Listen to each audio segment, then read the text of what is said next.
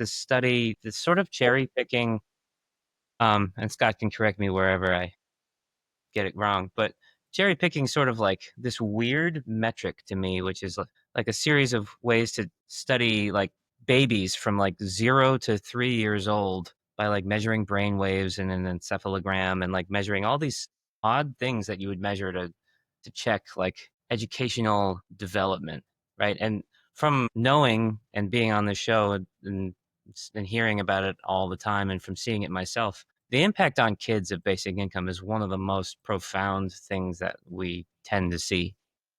And the impact on education and development and behavior and all sorts of things. And then here comes this study that like one thing it pointed out is like, oh, it looks like, the linguistic characteristics of a 1.5-year-old or something like that aren't better than the control group. It looks like basic income doesn't help educational development. And the New York Times is running with this.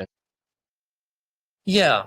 People put a lot of credibility into the New York Times, and this is bringing back my like once every couple of years, I'm furious with the New York Times for using their credibility to completely mislead the public. And I tend to remind people in general, like, remember those decades when the New York Times was basically platforming fossil fuel industry narratives about how climate change versus global warming and it's all natural and it's not really real, and like basically running as an ad campaign for fossil fuel and Exxon and stuff like that and Chevron.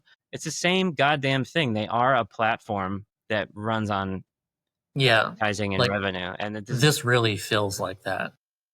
It's a good comparison to compare it to the fossil fuel industry, because even this article, and we'll cover it, it has like multiple quotes from like the Heritage Foundation and the American Enterprise Institute, both really conservative think tanks funded by conservative billionaires who have no interest in having their taxes increased and have no interest in, reducing poverty and inequality, especially with cash. And so, of course, like you can smell the bias in this article.